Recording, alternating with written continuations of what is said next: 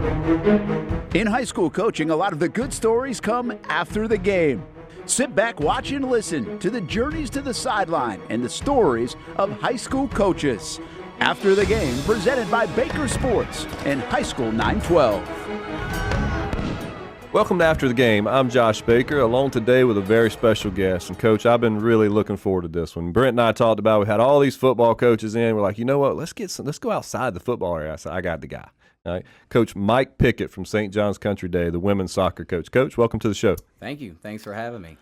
Glad to know y'all want to talk about the real football. That's right. Talk about the football, right? Yeah, the football. That's right. So, you know, I'm still at awe at what you've accomplished. And we're going to start from the beginning of your journey and get to it. But, you know, I really think there are two programs in this greater Jacksonville area that just unmatched when you talk about dynasties and tradition, and that's yourself and the bowl swim program, right? Yeah, just no doubt. Absolute dominance. So yeah, we're not even close to them though. No, but what you've done in the team sport, I mean, is incredible. So let's start early days, right? So local guy, St. John's Country Day grad. Yep. So I'm assuming you played soccer at St. John's. I played every sport because. Went to Orange Park Elementary as a youngster, had learning disabilities back then. They didn't know what dyslexia was, and they just told my mom I was not smart. And my mom knew what I had. She was very, very self-educated, did a lot of reading and investigating, and so she knew that I had a learning disability. And I went to the Calhoun school where there was like 3 kids in my class, and, you swam half the day, and so that wasn't really teaching me much. So she begged me into St. John's Country Day, and Mr. Fisher, who was there for 50 years, was an administrator, and he went with my mom to cry to the board, let this kid in, and I still hold the record for most summer schools. I went to 4th grade through 12th. I think I went 9 times, so I was going no matter what. Hey. If I had a good year, I was going to get ahead, and if I had a bad year, I was catching up. So, there you go. There's where the work ethic comes from, right? Yeah, no doubt.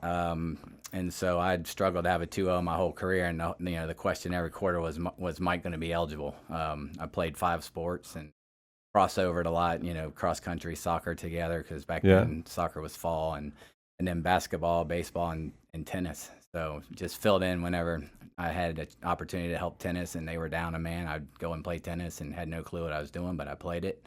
So sports was my avenue to succeed and feel good about myself after getting beat down in the classroom. So, and what an awesome experience that St. John's allowed you to have, right? Because you could not have had that experience. Well, one, you may not have been eligible, right? Yeah. Because of your learning disability, but you certainly couldn't have done all the crossover and play as many sports as you did. Yeah, that's phenomenal. Doubt. Yeah, it was a very family atmosphere. Graduated with a class of 27, and so very, very small back then, and.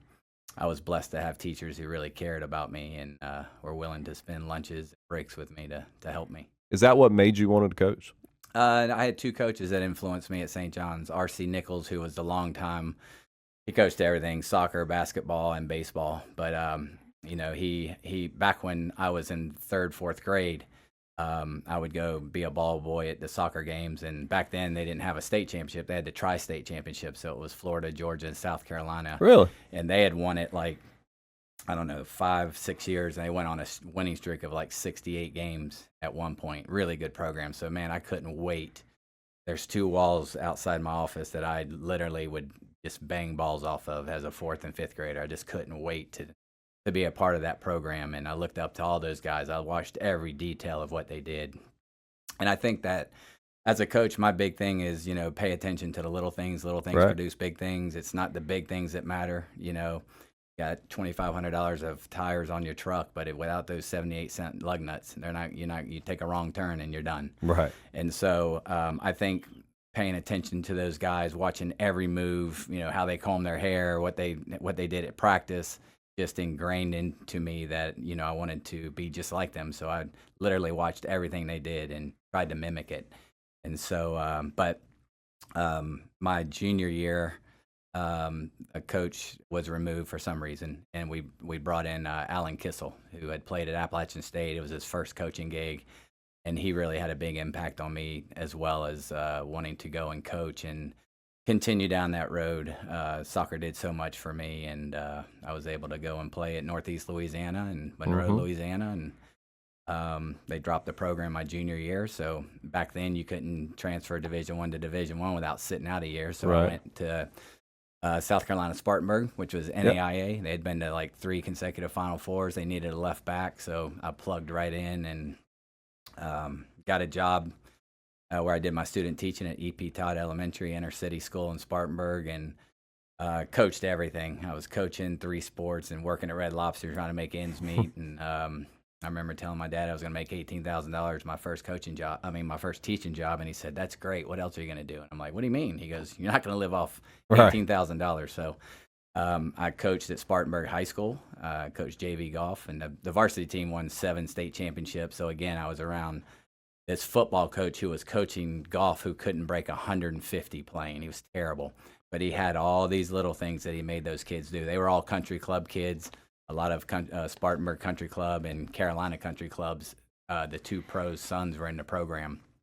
And so even though he couldn't break 150, they could not putt a ball unless it was, inside 6 inches. He made them mark it.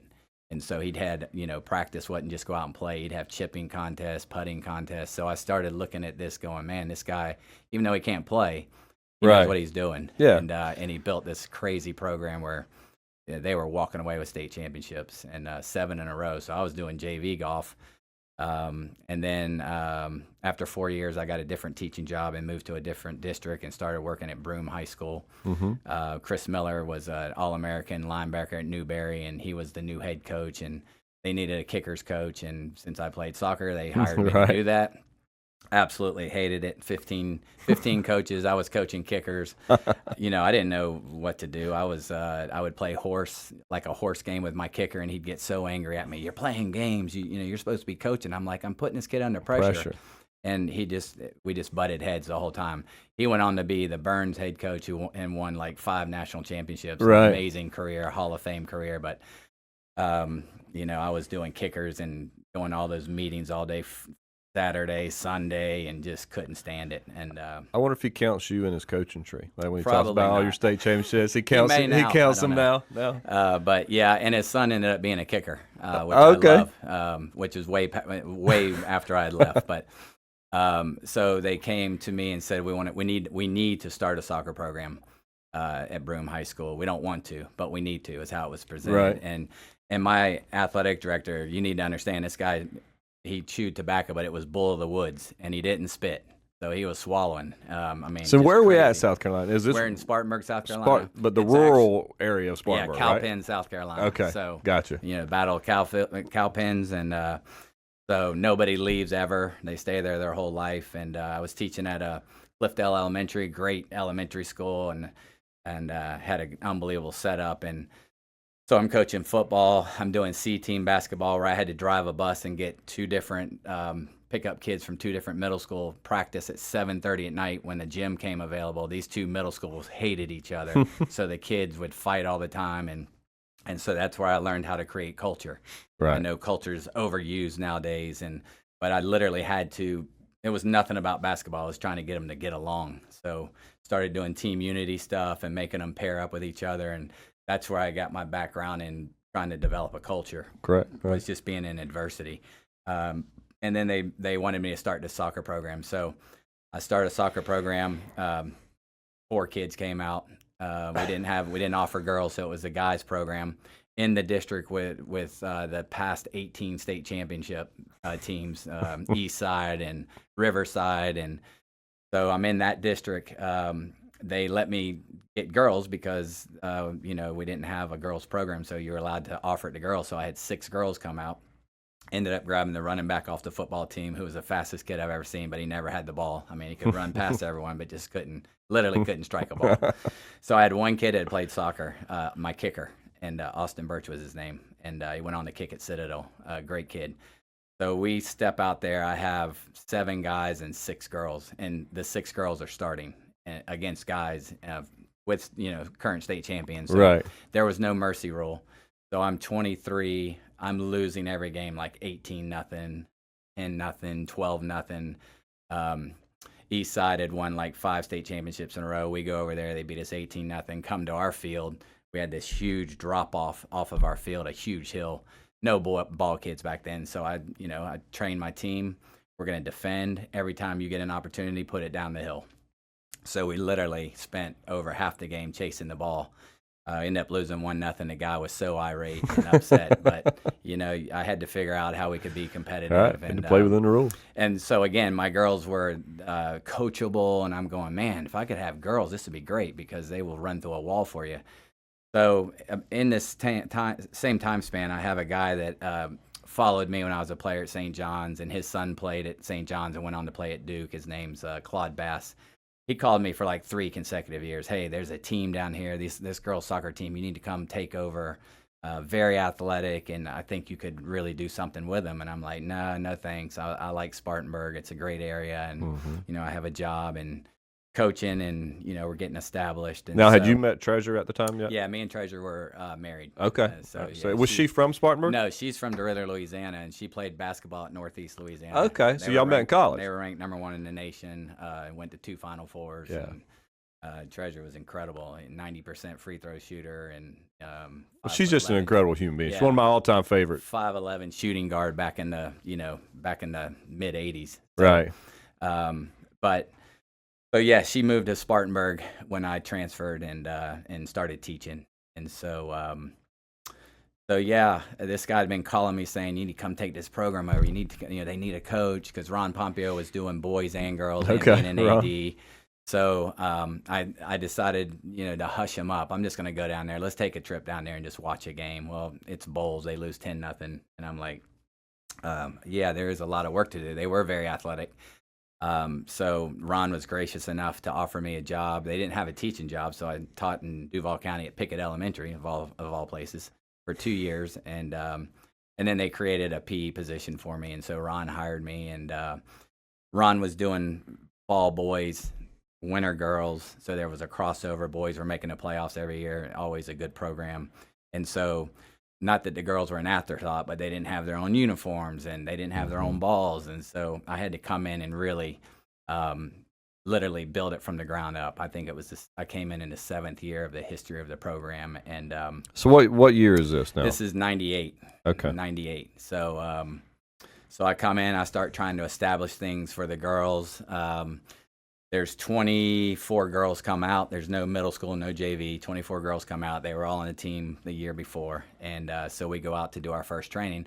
And I said, look, this is going to be different. They never practiced on Fridays. If the boys had a game, they watched the boys because Ron was coaching the boys. So, you just mathematically couldn't make it work. So I go out to my first training session, and I said, look, this is going to be different. We're going to build our own thing here. We're going to get you uniforms, because they were wearing boys' uniforms that came down to their forearms. And we're going to have our own set of balls, and, we're going to establish what we call culture, and start working on just building a girls program. So thank goodness I had a $2,000 truck, because the boys were spitting on my truck every day. They hated me because I was taken away from the girls cheering for them. So second practice, the boys have a game.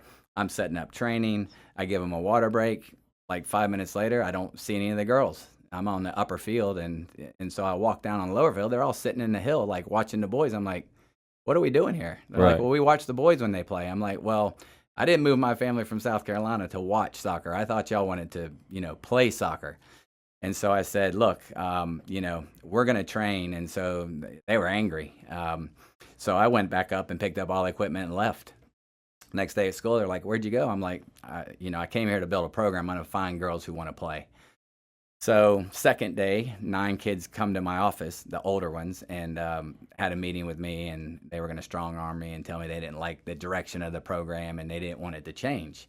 And I said, well, I've moved my family here, my 2-year-old daughter and my wife, and so it's going to change, good or bad. And so they're like, well, we're not going to play. I said, okay, turn your uniforms in on my desk tomorrow, and hope you have a good life.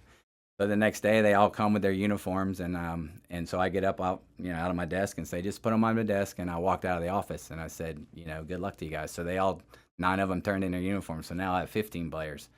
So for the first 2 years, it was the same 15 girls. The captains had been previously named captain before I got there. We did a fitness test. They were dead last, both of them, so I'm like, this isn't a good thing. Right. So that was the beginning of the change. And so for 5 years, it was defend. I don't think we ever took shots on frame or went to goal. We literally just worked on defending, and probably had 12 ties the first year, and we just sit in. Orange Park was loaded back then with like 6 or 7 D1 commits, which was unheard of back in that time. Erica Lewis and just some unbelievable players. And I was Rod Kenny's 200th win, which just burned into me. And so experiences like that just, I just kept putting them in the back of my head. I'm going to remember that one. I had a bunch of 7th and 8th graders at varsity level, and he leaves the starters in, and Pounds was 10-0. And I'm like, okay, because that was the mercy rule back then. Right. So I just kept putting stuff in the back of my head. And so I had a parent meeting year 2 and told the parents, look, I know there's 15 of us. There'll be more that will come. The younger ones will come up, and they'll be fine. And, we'll win state championships. And when I tell you they laughed at me to the point of tears, I'm not exaggerating. The kids, the parents, laughing. They couldn't see it. Oh, they thought it was hilarious. And they're telling me, you're not going to win. We can't beat Bowles. Bowles beats us every year. And so I said, well, we will eventually. Mm-hmm. May not be in your kids' time, but we will. So we play Bowles year 2. We go over there.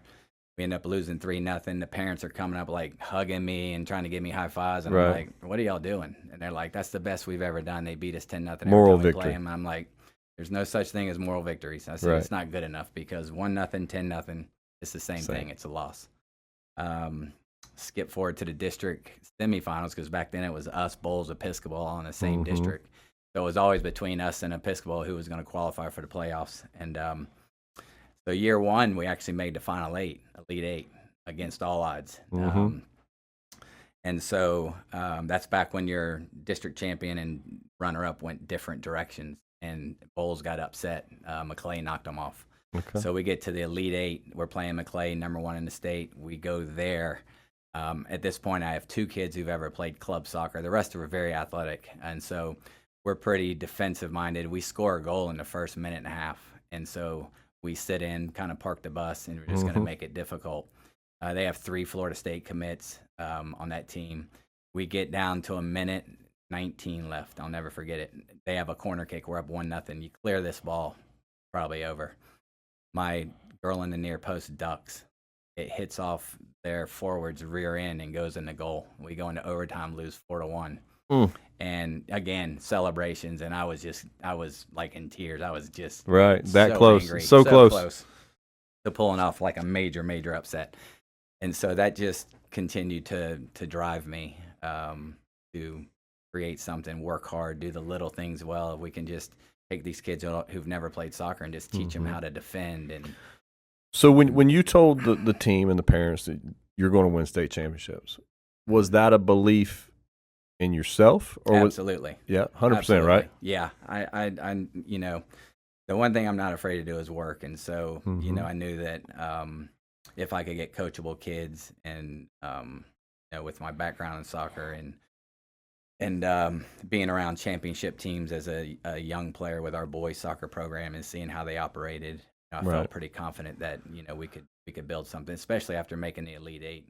Right. And at that point, I mean, you're still a young coach, but you're where you want to be. Oh, right? yeah. Oh, you're at the school that you kind of somewhat credit for your success you had as an individual, right? Absolutely. Yeah, St. John saved my life. I went to college and had a 3.5, so getting through there to 2.0 paid off. And I fought my mom all the time that I wanted to go to Orange Park like my sisters, make straight A's and never have homework. And no disrespect to Orange Park, but that's back then. My sisters never had homework. I had 4 hours a day. Right. And, and I couldn't. College prep school. Right. But my mom knew. My mom knew that's what I needed, and thank God she had a backbone to stand up to me. So, yeah, I think that taking my poundings in South Carolina and watching the golf program, watching that varsity coach establish little things, and it just all started coming together. I had a plan, and I was pulled in by the headmaster back then, and he said, "I hope you know what you're doing because you have 15 kids in the program." And I said, "Well, I'm going to tell you, I don't know what I'm doing, but I think it's going to work out." Right. And so he said, "It better." And personality-wise, I mean, you and I both love Ron, right? Yeah. But personality-wise, you two could not be any different. Oh, yeah, polar opposite. And we had our moments of disagreements. Sure, and, I remember some of those. But he was, he was a great guy, and to this day, we have great conversations, and I'm very appreciative that he gave me the opportunity. And like a lot of good ADs and good leaders, he gave you the program. And he told me this is what's best for the girls. You know, they need to have their own thing. And so it's not always easy to give up a program, right? You know, and so I'm very thankful for Ron giving me the opportunity. Sure. Yeah, no doubt. Like he just said, run with it, and then Yep. you know, and obviously you have. You know, you talk about the McClay game, right? Mm-hmm. Was that the point when like you knew that you were going to be successful? You told everybody you were going to be successful, but was that the point when you kind of looked in the mirror, you're like, yeah, we're closer than I thought? Yeah, I honestly did. We missed the next 2 years. We lost to Episcopal in double overtime and PKs, Mm-hmm. and then after that, you know, been a good run for Yeah. sure. Now, whereabouts? This is about the same time you started the academy, right? Yeah, I always had the academy. 2004 is where I started my academy, just doing an elite camp and trying to establish it. And honestly, establish that just because club soccer was so volatile and unstable. Mm-hmm. You know, Yeah, and as a high school coach, it was kind of hard. Like if you associated with one of the clubs, you kind of got shunned by the other one as far as players go. Yeah. You needed to kind of do your own thing. Yeah, for sure. So I established that just in case club broke down, I'd have something that was incorporated where I could run club teams out of it if I needed to. So, but 2004 was where the program took the turn. That was the first state title. Two sisters move in, first state runner-up. We go to play American Heritage, and we played Lakeland Christian in the semifinals, beat them 4-1, and get into the final. And so we actually outplayed American Heritage in that game, but we lose 1-0 and with a minute 13 left before PKs. Saudi Altador, whose brother Josie played for our national team forever. Mm-hmm. She was 6'1", and they get a corner kick. We've outshot them probably 16-8, and she hits a ball off of her shoulder, and it was gut wrenching. It was hard. I couldn't even speak after the game. It was because I was just gutted for the kids. Mm-hmm. We were so close, and I had 2 seniors, so I just remember telling them, look at the scoreboard, you know. Be back here in Lockhart Stadium next year, without a doubt. And we went back, played American Heritage again. They killed us, absolutely killed us. We're down 1-0. It was a 30-mile-an-hour wind, which Lockhart's always windy, like Stetson as well, always super windy. So we take the wind early because they were more talented than us, and figure, we'll make them defend some. Hopefully we get a lucky one early and scare them. We didn't get the early one. So they scored in the second half with the win, and we're up against the win, and very little possession. But we had a kid that scored 67 goals her senior year. It was a monster, best goal scorer I've seen to this day, male or female, at an amateur level. And she got one look, ball bouncing, and from about 30 yards, she hit a left-footed half volley. Course, into the wind, balls move, and their keeper went one way. It bent probably 10 feet the other way, and probably the greatest goal in our history. And we get it to overtime, and we parked the bus. I didn't care about shots at that point. I wanted to get the PKs. I have a volleyball kid playing in the goal, and she's never played soccer.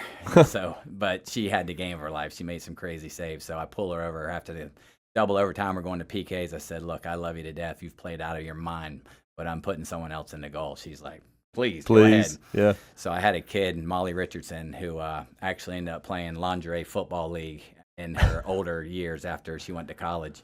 Went to Division III, shattered Rose Holman, and shattered every record in that conference, and crazy good, but very, very smart. She's an engineer, owns her own company now. But I said, Molly, you're going in the goal. You know, we need you to save 2 balls. And she did. She made 2 saves, get to the 5th kick. It's Michelle Levine, who's our best technical player on our team.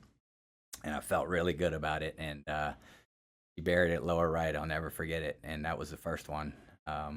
You're getting chills just talking about it. Oh, man, I get choked up. It was amazing.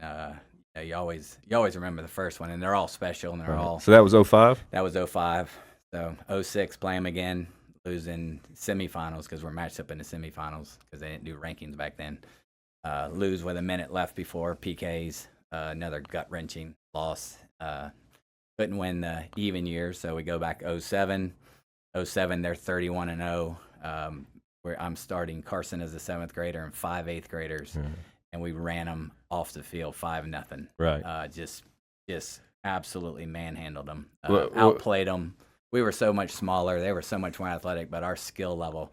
I ended up not at that point, but on that team, that '07 team, we had 5 national team players. Right. Eventually.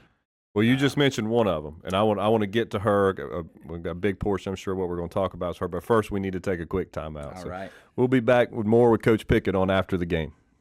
Baker Sports is local sports. Uniforms from Pop Warner and Little League to travel ball, high school, and college. They make you look good. They help you play good. Baker Sports has been helping families make memories that will last a lifetime with their Baker's Buckets. We've got a lot of these filled with baseballs and softballs in the garage. I've been throwing batting practice to Ty and Kaylee for years, and also sit on the Baker's Bucket, catching Kaylee while she practices her pitching. Baker Sports is homegrown, and a lot of employees that used to play on local ball fields now work for Baker Sports, now helping you look good, play good, and make memories of your own. Visit Bakersport.com to see what Baker Sports can do for you. Custom apparel, Nike, Under Armour, Adidas, embroidery, screen printing, and more. Baker Sports is local sports from Jacksonville to anywhere in the Southeast. Bakersport.com.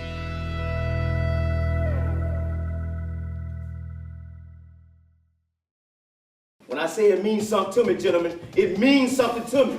High school football is back and it's bigger than ever. Welcome to the Friday Night Zone Blitz. It is bigger than a game. Watch the biggest games each week live as the action unfolds with instant reaction and analysis from our Hall of Famer, Kevin Sullivan. It starts with live look-ins at the top matchups, including our Jaguars Prep Whataburger Game of the Week, and that is just the beginning of 4 straight hours of coverage. From 8 to 10:30, the Friday Night Zone Blitz is streaming on our Action News Jax app and online. At 10:30, the Friday Night Blitz you know and love. A half hour of highlights from around the area. 11 o'clock, we shine the spotlight on the bands that pump up the crowd. 11:15, it's time to blitz through the highlights online and on air. Then 11:35, back to the stream to break down the night's results with a reaction from local coaches. 4 straight hours of high school football on the Friday Night Zone Blitz. Only on Action Sports Jax 24/7. In high school coaching, a lot of the good stories come after the game. Sit back, watch, and listen to the journeys to the sideline and the stories of high school coaches. After the Game, presented by Baker Sports and High School 912. Back here on After the Game with Coach Mike Pickett from St. John's Country Day Women's Soccer. All right, Coach, before the break, you mentioned this '07 team, right? This '07 team, very young, but special to you because you had a heck of a season. But also, we have one certain player on that team that may be your favorite all-time player, right? No doubt. So your daughter Carson, right? Yeah. Varsity soccer starter As a 7th grader. Yeah, she didn't start off in the regular season starting, but she gained the spot probably midway through consistently. Had a senior who was starting, who had started for us for 2 or 3 years. So, of course, that was a tough conversation. Right. The young lady knew that Carson was better. Her dad did not. So Sure. The only 2 meetings I've had in my career at St. John's was with him twice for him to tell me that I was just playing Carson because he was my kid and the whole 9 yards. So we had so many talented kids on that team. Our 8th grade group was Kylie Torres, who played at Virginia, Annie Bobbitt, who played at Florida, Sarah Voigt, who played at Notre Dame, Haley Flynn, who could have played anywhere and decided not to play in college, Tyler Law, who played at Tennessee. Just crazy young group of athletes that could play, not just, it wasn't kicking, it was knocking it around.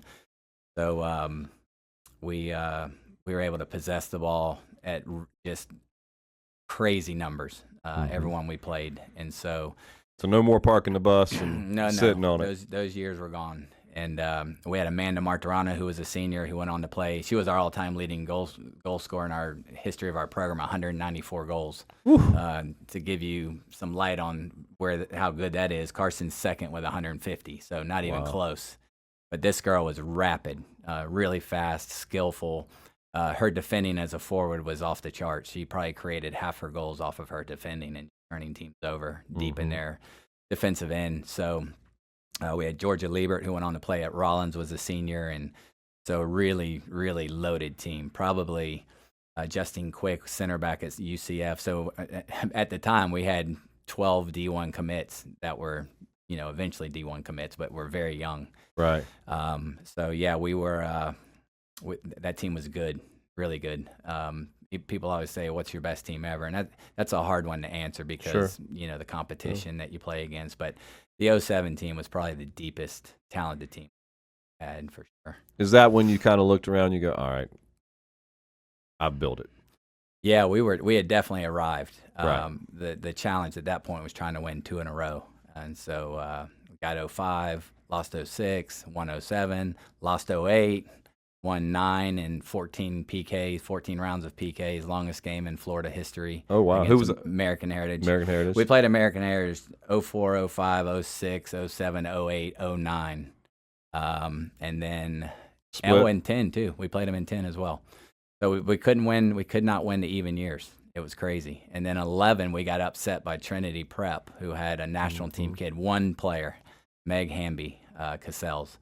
And we knew about her, and we go into that week of regional final at their place. And Kylie Torres tears her hamstring, my kid that went to Virginia. Mallory Bain, who was one of our best players ever, pulls her going into warm-up. So we start losing pieces, and they got up 1-0. Meg got loose one time, scored. We chased it down with like a minute left. We scored, go into overtime. She gets loose again in overtime, and I remember how numb I was because we had all those seniors that were committed to all these great programs, and we didn't get it done in 11. So, of course, everybody thought that's it. You're graduating all these kids. So we go into Carson senior year. We have no keeper. I beg another volleyball player to come out. She can't put a ball outside the 18. I mean, literally. And so Cody Slaughter had come on the bench to be my assistant because Brad had been my assistant, but he had to take over the boys program. So brand new assistant, first year ever coaching, and but he was a great player at St. John's. So we go to play Bishop Snyder first game, and we get down like 3-0, and I'm like, uh-oh, we're in trouble. Like our defense isn't very good, and our keeper has never played soccer. So I look at him and say, we got to make some changes at halftime because we're going to have to just try and outscore people. So we come back, win that game 7-3. And so the rest of the year, we gave up the most goals we've ever given up, but we scored probably the second most we've ever scored. I think Carson ended up with 52 goals, 35 assists her senior year, and started 3 sixth graders who would eventually go on to play at TCU, Florida State, and Troy. But we didn't know that at the time, but they were dinky. Peyton Cruz, great player, Abby Newton, and Elisa Detlefson. So 3 sixth graders starting with Carson and a group of seniors, and we make it to the state final, go down and play Palmer Trinity on a massive field, which was definitely to our benefit. And they had 2 national team All-Americans, and we beat them 7-1. I mean, it was we had so much space and time, and we had a really good attack back then. So Megan Rogers, who would end up going to Navy to play, and so we were really talented in attack. How special was it to win it Carson senior year? It was awesome. I mean, she was on the team in 7 and 9, but we missed 10 and 11. So and 12 didn't look promising early. But it was a special moment for sure to be able to share that with her and pull her out before the game ended and give her one last hug as a coach. Right. And so let's talk a minute about. Let's break from you for a minute and talk about Carson. Yeah. I mean, only child, right? Only child. You're in Treasure's only child. Yeah. Disability. Born with a disability. Yep. Given, I want you to tell it. So Treasure's starting to have, the pains and like we got to get to the hospital. So we go, they decided to do a C-section. And so I'm standing in there with her and, they're like, are you okay? And Treasure's like, yeah, I'm fine. They're like, no, I'm talking to your husband because I was about to pass out, Right. And so they do the C-section and the nurse says, hey, Dad, I need to see you outside. We have an issue. So, of course, my heart drops and go outside and she has Carson wrapped up and goes born without an arm. So I'm like, my first thought is there anything else? Right. And my first thought was, we can deal with an arm. Is there anything else that may be, super major? So, so we don't know that at this point. And so we're in Spartanburg, South Carolina by ourselves, no family. My parents live in Florida and her parents are in Louisiana. So, they knew they were planning to come, but didn't know when. So that first couple days we were by ourselves. And I just remember us sitting in a room and we cried the first night. And then we both looked at each other and said, all right. Crying's over. Crying's over. We got to roll up our sleeves. She seems to be healthy, other than this. Yeah, they did all the tests and everything. No mental damage or anything. That would make it really, really difficult. So, we cried one time, and the only other time we cried is when she first swam. She wanted to swim with her friends, and we're like, oh man, why'd she ask if she can swim? So we're like, yeah, you can swim. And we're like, oh, my gosh, like, what are we going to do? I mean, we've never had put her in the pool. She was like 6 or 7. And so we go to the first meet, and she's the last leg of a relay. They didn't put her in an individual event, so she's going to be in a relay, which, all right, we're cool with that. So they're like 5 body lengths behind, and she freestyles down and can fly in the pool and comes back and wins. And, I mean, we're just – right. We're crying like crazy. And she's like, why are you crying? I won. Right. And so those are the only 2 times we've cried, Yeah. and tears of joy and tears of fear. Right. And just being around your program during the Carson years, what a special young lady, man. Yeah. Obviously, she's turned out to be, but, what she's turned out to do through charity and her professional career and at Florida State, but she was always that kid. Yeah, she's just a special lady. Yeah, she's my hero for sure. Without a doubt. And I remember the first week after the in-laws got here and my parents got there, we were able to go back to work. And, I took my left arm and tied it behind my back for like a week. That I got to figure out how to teach this girl how to do everything. And so I've got to live it to be able to help her. And so we moved to Florida, and she was born in Spartanburg. We moved to Florida at 2, and she wants to go down to the playground in Eagle Harbor. So there was a little playground at the end of our street, and we go down there, and she sees kids on the monkey bars, going across and so she goes, I want to do that. And I'm like, okay, hop up there and do that. At this point, she's probably 5. She gets up there, and she falls, starts crying. I picked her up. I said, want to do it again? She goes, no, I'm hurt. And I'm like, okay, well, let's take a break, and gave her about 30 seconds. I said, you want to do it again? Right. So I just put her up there. I said, you can do it, and I said, I'll be here. If you fall this time, I'll catch you. And figured it out. She put her hand up there. She put her nub on the next one and went across it. And it was like, I knew at that point she was going to be all right. And that's just how she's lived, right? She just figures it out. She's never, ever, ever come into our in front of me in Treasure and said, why did this happen to me? Ever. Right. And I would have. But what she's done off the field is 100 times better than anything she could ever do on the field. And she's very special on the field. But she's a good player. But the stuff that she's doing. Talk a little bit about the stuff she's doing. Well, she's involved with Lucky Finn Project, which is a guy that lost an arm. And so he started this organization called the Lucky Finn. So they call it their Lucky Finn. And so when she met JoJo, JoJo was 2-3 years old at Orlando when she played there previously. And they set up a meeting after the game.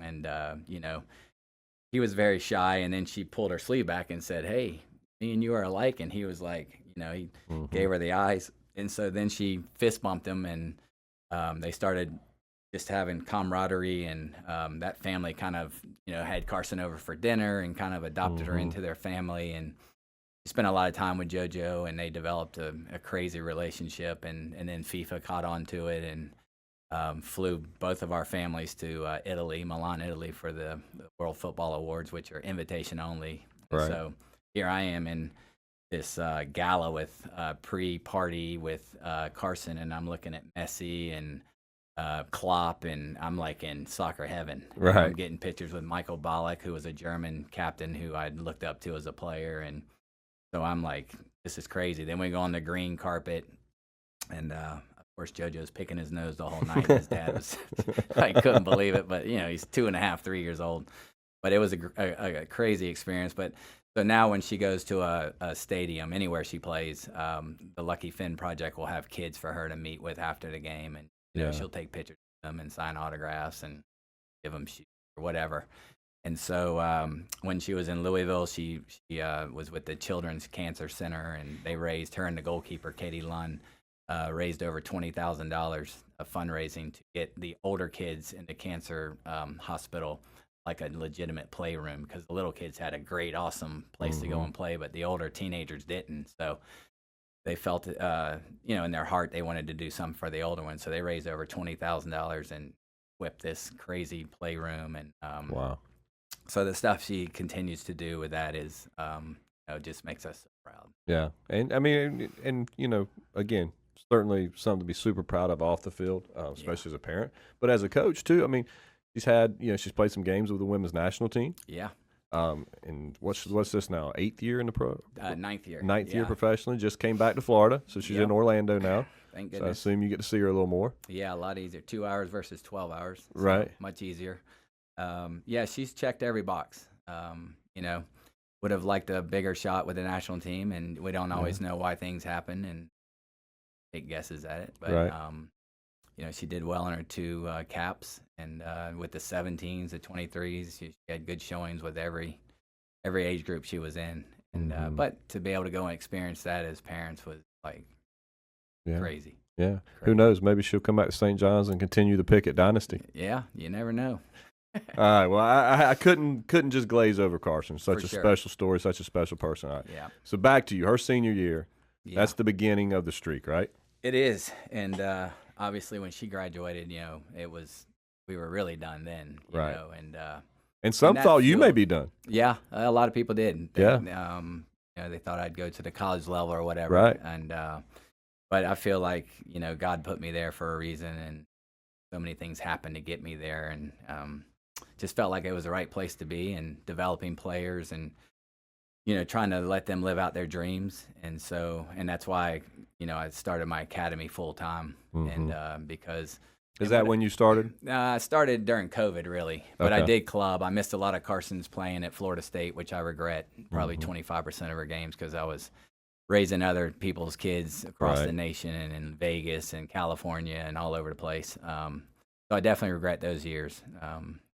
If you're a parent out there, don't miss your kids playing. And so when it got to, you know, she's in the pros, and, you know, she's four years in, you know, NFL stands for not for long. Right. And, you know, you're not going to play a sport forever. So I told Treasurer, I got to do something different. You know, I'm missing too much, and I don't want to miss anymore. So I started my own academy, which I wish I would have done when she was younger.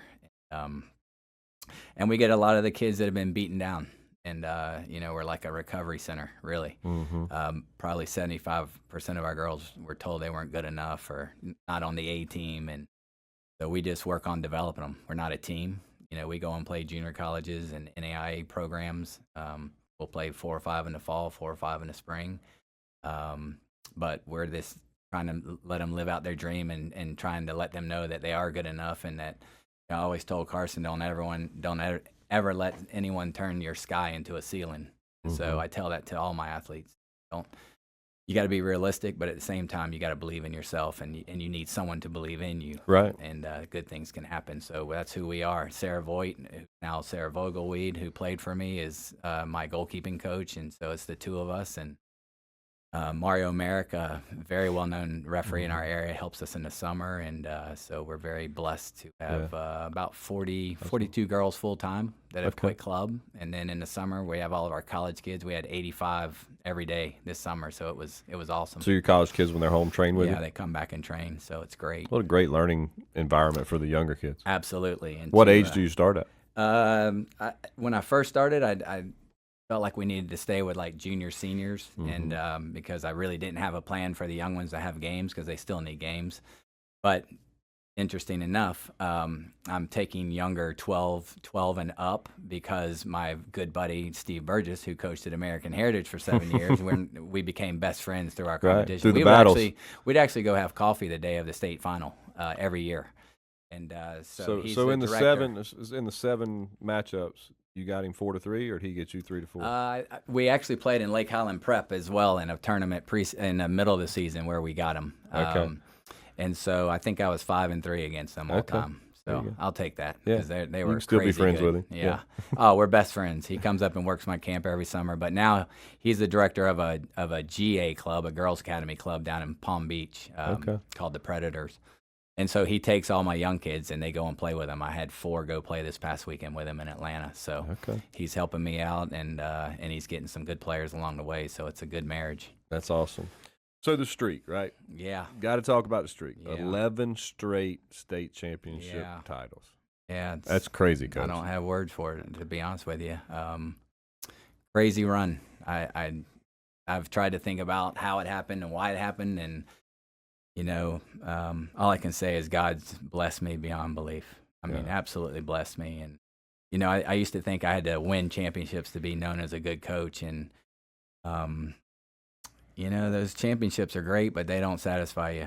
There's no fulfillment. Well, you can tell just by talking to you. You're talking more about the individual girls than you are the championships are all going to fade away and turn to dust one day. And so when I got my first one, I was like, all right, I've arrived. And then I walked out, and it was like, I thought it would feel different. Right. And the next day, everybody's like, win next year? And I'm like, ooh, so now pressure. Right.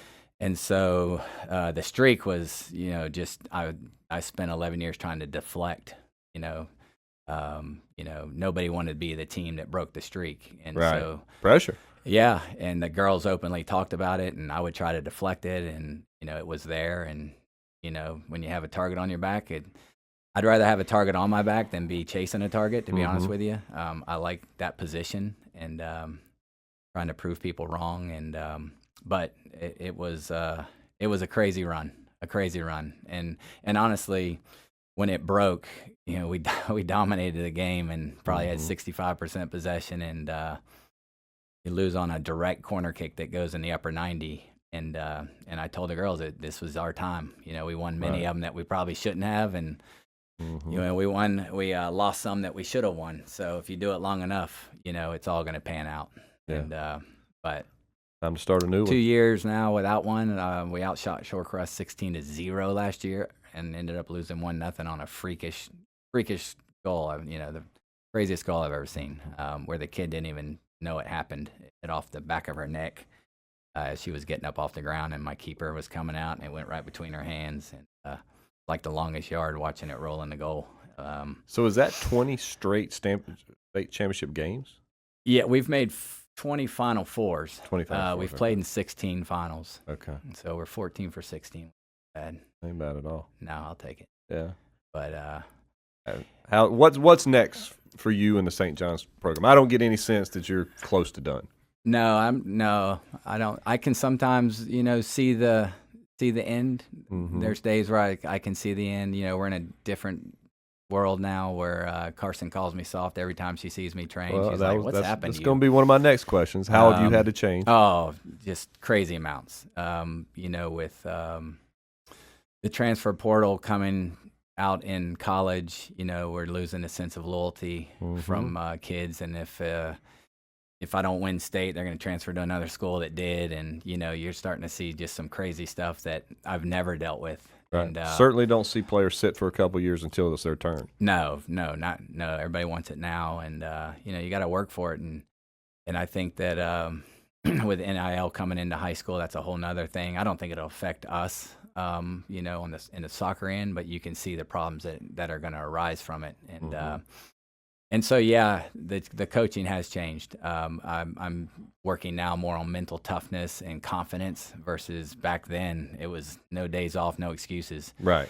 Chasing titles. Yeah. And, you still worked on it, but it was you just demanded versus now you have to talk about it. Oh, yeah. Right. Now we have to talk about it. And I don't want to say it's a softer generation, but it's a softer generation. It's a softer generation, It is. without a doubt.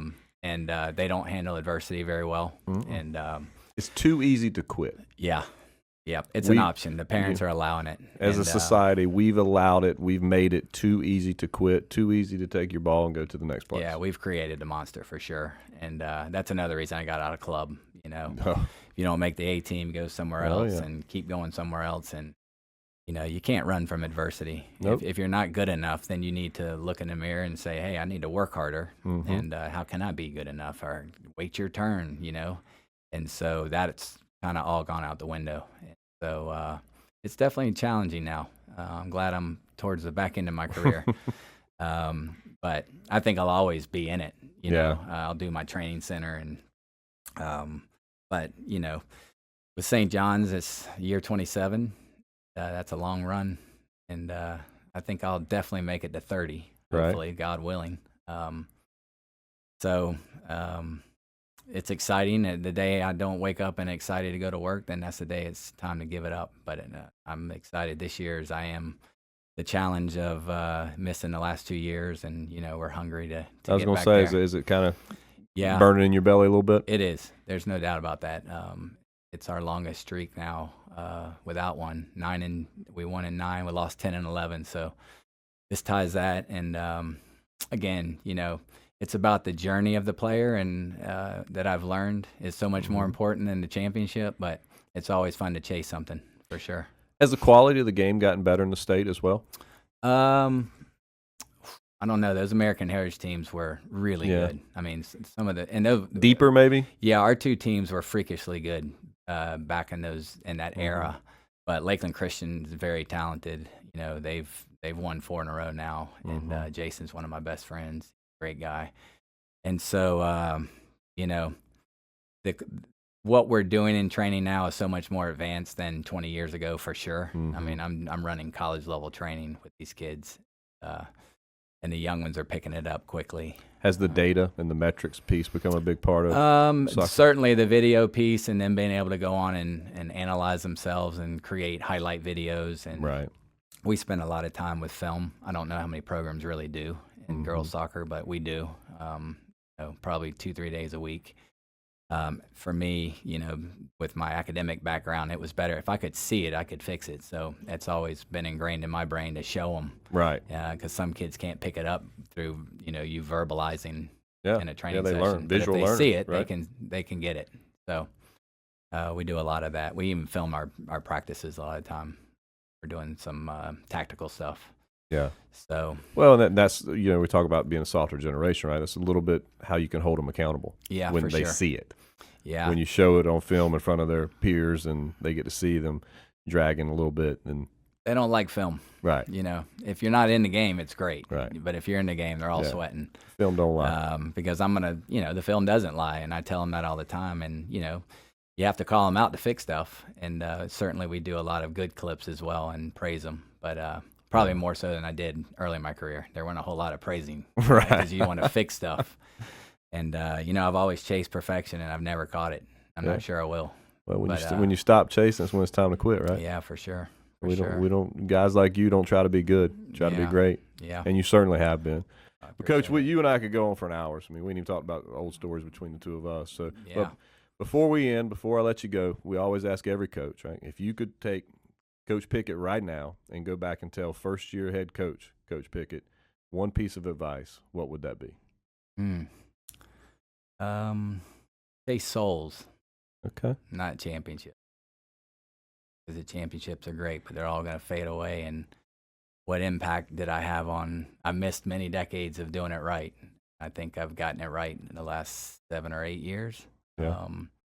I had a girl baptized last year who didn't know Jesus when she came to our school from California and had never seen a Bible. That's awesome. And to see her get baptized and be there was better than any championship I've ever won. So no doubt, man. So yeah. Well, Coach, don't stop being you. We appreciate everything. I appreciate your friendship and what you've done for me throughout the years, man. And thank you for joining us and after the game. Thanks for having me. Yes, sir. Thank you. Appreciate it.